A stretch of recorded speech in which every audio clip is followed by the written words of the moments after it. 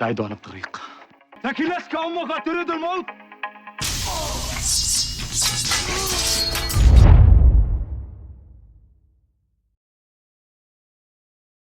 معاویہ اور حسن حسین علیہ السلام سیریز کا ایپیسوڈ نمبر 3 یہاں سے شروع ہوتا ہے کہ امام حسن اور امام حسین علیہ السلام بیٹھ کر سیدنا عثمان بن عفان کی تعریف بیان کر رہے ہوتے ہیں، اور آپ دونوں آپس میں باتیں کر رہے ہوتے ہیں کہ سیدنا عثمان بن عفان نے کس قدر اسلام کے لیے کنٹریبیوٹ کیا ہے، اور آج چند لوگ انہیں ہی مارنے پر تلے ہوئے ہیں۔ تو یہ بات یہ دونوں بھائی یہاں پر کر رہے ہوتے ہیں۔ اس کے بعد دکھایا جاتا ہے بلوائی جو تھے، جو کہ خوارج تھے یا جنہیں آپ بلوائی بھی کہہ لے، وہ یہاں پر کھڑے ہوتے ہیں اور بات کر رہے ہوتے ہیں کہ اب آگے ہم کیا کریں گے۔ سیدنا عثمان بن عفان رضی اللہ عنہ کو ان لوگوں نے مسجد جانے سے روک دیا تھا، یہ آپ نے ایپیسوڈ 2 کے اندر دیکھا تھا۔ تو اب یہ آگے کا منصوبہ یہاں پر بنا رہے ہیں۔ دوسری طرف دکھایا جاتا ہے کہ طلحہ اور زبیر بن عوام رضی اللہ عنہ اور ان کے ساتھ ابن زبیر اور حسن اور حسین علیہ السلام موجود ہوتے ہیں۔ تو یہ لوگ باتیں کر رہے ہوتے ہیں کہ آج جمعے کی نماز کے لیے سیدنا عثمان مسجد میں تشریف نہیں لے کر آئیں گے، کیونکہ ظاہر سی بات ہے ان کی جان کو خطرہ تھا۔ تو زبیر بن عوام رضی اللہ عنہ کہتے ہیں کہ ہماری روحیں کس کام کی ہیں اگر انہیں کچھ ہو گیا اور ہم ان کی حفاظت بھی نہ کر سکے۔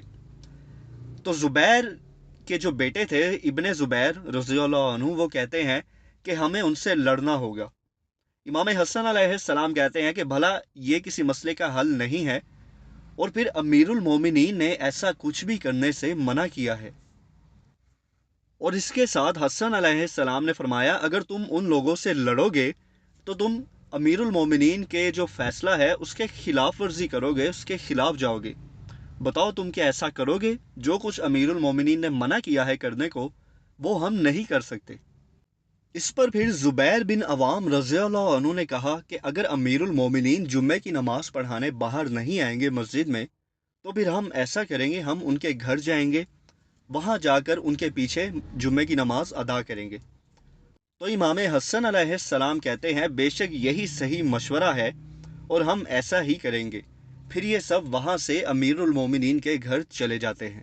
دوسری طرف دکھایا جاتا ہے کہ معاویہ بن ابی سفیان رضی اللہ عنہ کے پاس ایک شخص آتا ہے ابو یوسف، اور وہ شکایت کرتا ہے کہ لوگوں کو ان کے الاؤنسز ابھی تک نہیں ملے، ان کی تنخواہیں یا ان کی پینشن جو بھی۔ تو معاویہ رضی اللہ عنہ کہتے ہیں کہ میں کچھ معاملات میں مصروف تھا، بیزی تھا، اس لیے ایسا نہیں ہوا، لیکن تم بے فکر رہو، ایسا ہو جائے گا، جلد ہی لوگوں کو ان کے الاؤنسز مل جائیں گے۔ تو ابو یوسف کہتا ہے جب کبھی بھی میں شکایت لے کر آتا ہوں تمہارے پاس اس کے علاوہ اور کوئی بہانہ نہیں ہے یا معاویہ؟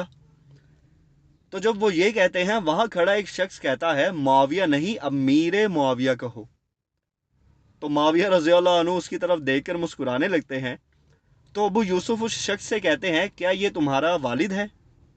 وہ کہتا ہے نہیں۔ کہتے ہیں تمہارا بھائی ہے؟ وہ کہتا ہے نہیں۔ کہتے ہیں تمہارا کوئی انکل ہے؟ وہ کہتا ہے نہیں۔ تو پھر ابو یوسف کہتے ہیں کہ جب دو سمجھدار آدمی بات کر رہے ہیں تو تمہارا بیچ میں کیا لینا دینا ہے کہ تم بیچ میں بات کر رہے ہو یا بیچ میں انٹرپٹ کر رہے ہو؟ تو اس پر معاویہ رضی اللہ عنہ ہنسنے لگتے ہیں، آپ یہ دیکھ سکتے ہیں سین۔ تو معاویہ رضی اللہ عنہ ابو یوسف سے کہتے ہیں میں مانتا ہوں کہ تم اپنی جگہ صحیح ہو، اس شخص سے غلطی ہو گئی ہے، بیچ میں روک ٹوک کر کے تم اسے معاف کر دو۔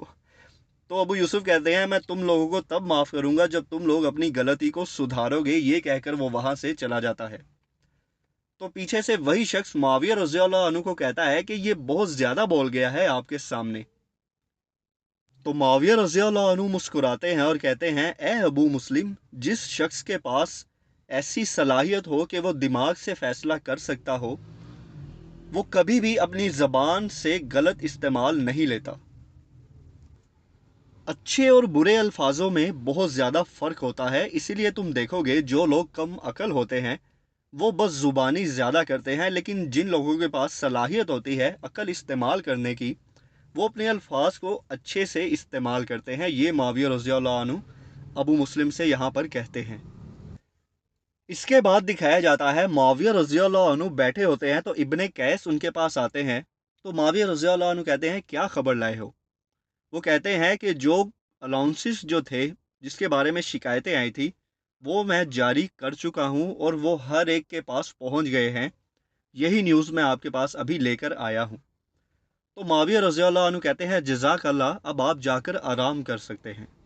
दूसरी तरफ दिखाया जाता है बलवाई बैठे होते हैं और वो डिस्कस कर रहे होते हैं। एक शख्स कहता है कि उस्मान तो अपने घर से निकल ही नहीं रहा और ना ही वो रिज़ाइन कर रहा है, अपने ओहदे से दस्तबरदार हो रहा है, जबकि अब हज का सीज़न आने वाला है और हम यहाँ बैठे हुए हैं तपती रेत में।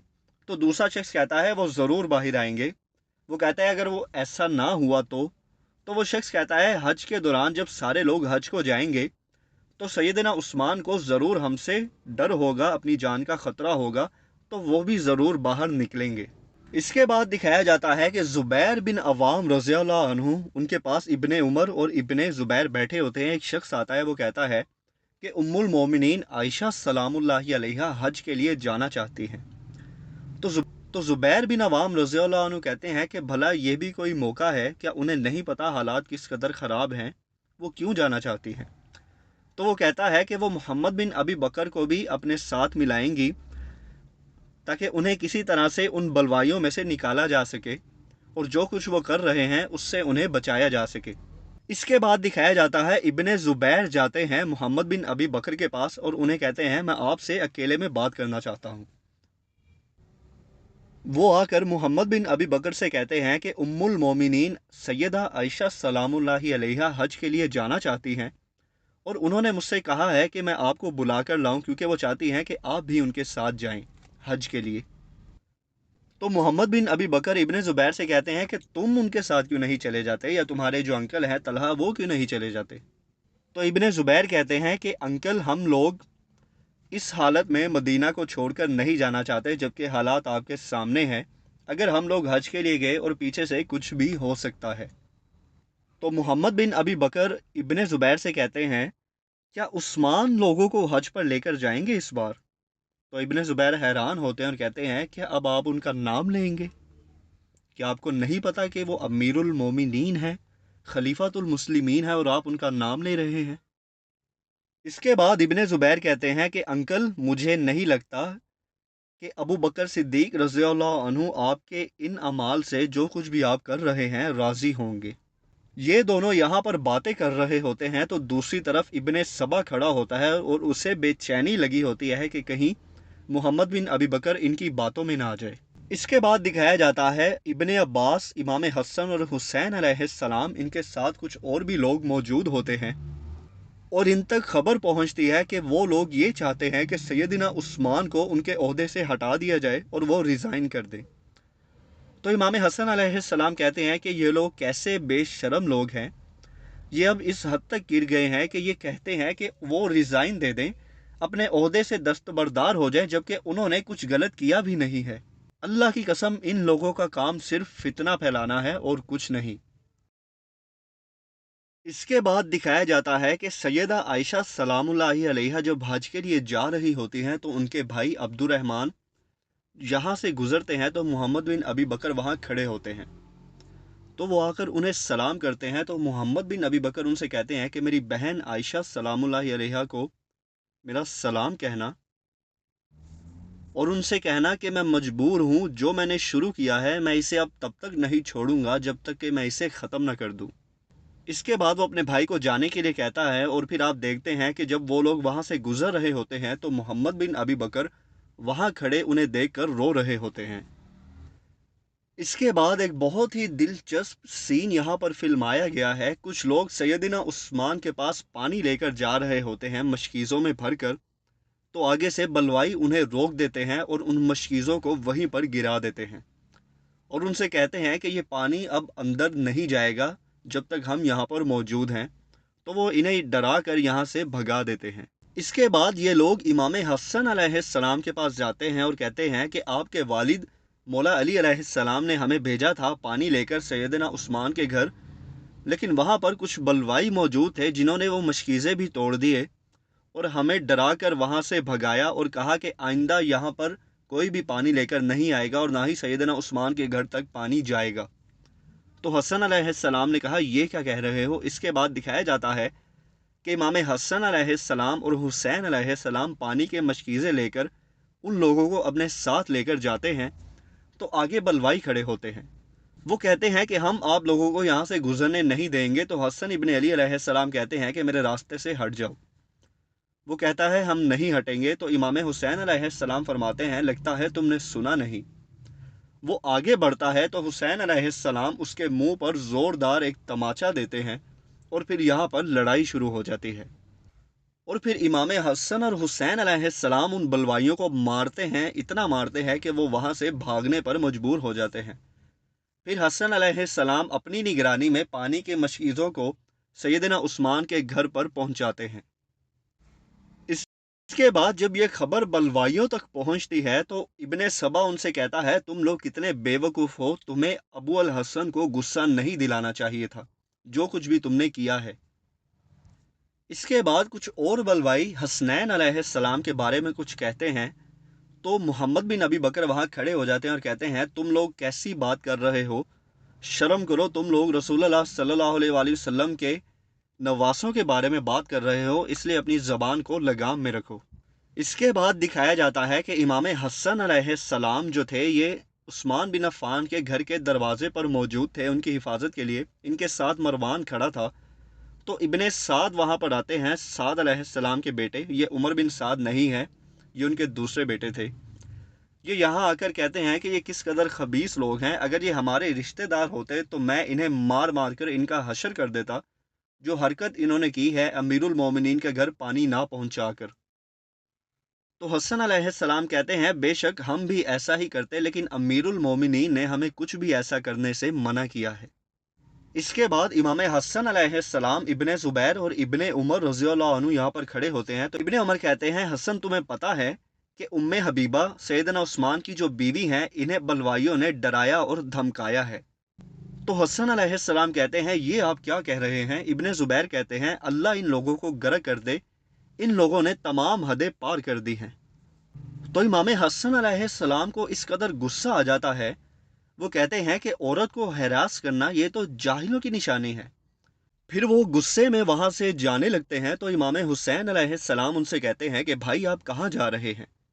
تو حسن علیہ السلام کہتے ہیں کہ مجھے جلد سے جلد ہمارے والد کو اس بارے میں بتانا ہوگا، اور پھر وہ مولا علی علیہ السلام کو بتانے کے لیے وہاں سے چلے جاتے ہیں۔ دوسری طرف دکھایا جاتا ہے کہ بلوائی خوارج جو تھے یہ آپس میں باتیں کر رہے ہوتے ہیں اور کہتے ہیں کہ ہم اسے قتل کرے بغیر پیچھے نہیں ہٹیں گے، اسے کسے؟ سیدنا عثمان بن عفان رضی اللہ عنہ کو۔ تو کچھ لوگ کہتے ہیں اگر ہم نے اسے مار دیا تو پھر اس کے قبیلے والے ہمارے ساتھ کیا کریں گے؟ ایک شخص وہاں پر کہتا ہے کہ ہم اسے ایسی موت ماریں گے معاذ اللہ کہ اس کا قبیلہ کس سے قصاص مانگے گا۔ جب بہت سارے قبیلوں کے لوگ مل کر اس پر حملہ کریں گے تو وہ سب لوگوں کو تو قتل کر نہیں سکتے۔ تو مالک اشتر کہتا ہے نعوذ باللہ، یہ تم لوگ کیسی باتیں کر رہے ہو؟ یہ تو بالکل ویسی بات ہے جیسے قریش مکہ جہالت کے دور میں کہا کرتے تھے کہ ہم محمد صلی اللہ علیہ وآلہ وسلم کو معاذ اللہ ایسے قتل کریں گے کہ ان کے جو قبیلہ ہے بنو ہاشم وہ سارے قبیلوں سے تو بدلہ لے ہی نہیں سکیں گے، اس طرح سے ان کا نام و نشان بھی مٹ جائے گا معاذ اللہ۔ یہ وہ مالک اشتر وہاں پر کہتا ہے۔ اس کے بعد پھر مالک اشتر اٹھ کر وہاں سے چلے جاتے ہیں، اور پھر اس سے اگلا سین دکھایا جاتا ہے کہ مالک اشتر بیٹھے ہوتے ہیں امام حسن اور حسین علیہ السلام کے پاس، اور ان سے کہتے ہیں کہ آپ لوگوں نے میرے ساتھ بہت اچھا سلوک کیا ہے اے اہل البیت رسول اللہ صلی اللہ علیہ وآلہ وسلم کے گھر والوں۔ پھر کہتے ہیں میں آپ کے والد علی ابن ابی طالب سے بھی ملا، انہوں نے میری بات کو سنا اور مجھ سے جو میں کہنا چاہتا تھا وہ سنا، اور پھر انہوں نے مجھے حق کا راستہ دکھایا جس سے میں بالکل ہی غافل تھا۔ امام حسین علیہ السلام کہتے ہیں ہمیں پتہ ہے نہ تو آپ صحیح تھے اور نہ ہی وہ لوگ جو عثمان بن عفان کے خلاف کھڑے ہوئے ہیں۔ تو مالک اشتر کہتا ہے کہ میں یہاں آپ کے پاس موجود ہوں اور میں نے آپ کے والد سے بھی بات کر لی ہے، میں اب ان سب سے چھٹکارا چاہتا ہوں جو کچھ میں نے ابھی تک کر دیا ہے، اور آگے اب میں حق کا ساتھ دوں گا۔ یہ مالک اشتر یہاں پر کہتا ہے، اور پھر کہتا ہے جو کچھ میں نے کیا ہے اس کے باوجود آپ لوگوں نے میرے ساتھ اتنا نرم رویہ اختیار کیا ہے جس کا کہ میں حقدار بھی نہیں تھا۔ یعنی یہاں پر یہ دکھایا گیا ہے کہ مالک اشتر جو ہے وہ پہلے ہی سیدنا عثمان کے قتل سے پہلے ہی مولا علی علیہ السلام کے پاس آتا ہے اور پھر جو کچھ اس نے ابھی تک کیا ہے اس کی معافی مانگتا ہے اور ان لوگوں سے الگ ہو جاتا ہے. یہ یہاں پر دکھایا گیا ہے. اس کے بعد عید کا دن دکھایا جاتا ہے. حسنین علیہ السلام موجود ہوتے ہیں, ان کے ساتھ ابن زبیر بھی ہوتے ہیں. تو یہ سارے مل کر عید کی نماز کے بعد آتے ہیں اور پھر کہتے ہیں چلو ہم امیر المومنین سے بھی جا کر ملتے ہیں ان کے گھر میں. تو ابن زبیر کہتے ہیں کہ آپ کے والد کہاں ہیں ابو الحسن؟ تو وہ کہتے ہیں وہ بھی آ جائیں گے. تو پھر یہ وہاں سے امیر المومنین کے گھر چلے جاتے ہیں. اس کے بعد دکھایا جاتا ہے کہ معاویہ بن ابی سفیان رضی اللہ عنہ کے پاس بھی خبر پہنچ جاتی ہے کہ کس طرح سے امیر المومنین کا پانی بند کیا گیا تھا اور کرنے کی کوشش کی گئی تھی, لیکن حسنین علیہ السلام نے کسی طرح پانی ان تک پہنچا دیا. تو معاویہ رضی اللہ عنہ کہتے ہیں یہ تم لوگ کیا کہہ رہے ہو؟ برا ہو میرا, برا ہو میرا. میں یہاں اتنے آرام سے ہوں اور وہاں امیر المومنین کے ساتھ اس قدر ظلم ہو رہا ہے. اور پھر کہتے ہیں کہ میں اپنے رب کو کیا جواب دوں گا جب وہ میرے سے اس کے متعلق پوچھے گا. پھر وہ معافی مانگتے ہیں, استغفر اللہ پڑھتے ہیں بار بار. اس کے بعد معاویہ رضی اللہ عنہ سے پوچھتے ہیں کتنے لوگوں نے ان کے گھر کا محاصرہ کیا ہوا ہے سیدنا عثمان کے؟ تو وہ شخص بتاتا ہے تقریباً 3000. تو معاویہ رضی اللہ عنہ اپنے ایک شخص وہاں کھڑا ہوتا ہے, اسے کہتے ہیں کہ 10,000 کا لشکر لے کر جاؤ اور ان لوگوں کو وہاں سے خالی کرو, وہاں سے بھگاؤ, اس سے پہلے کہ ان لوگوں میں سے کوئی امیر المومنین پر جان لیوا حملہ نہ کر دے. تو پھر وہ شخص کہتا ہے کہ جب ہم یہ لشکر لے کر مدینہ جائیں گے تو ہم وہاں پر کیا کریں گے؟ معاویہ رضی اللہ عنہ نے کہا تم لوگ خلیفہ کی حفاظت کرنا ان لوگوں سے, اور اگر ضروری ہو تو ان سے لڑنا بھی اور انہیں مار بھی دینا.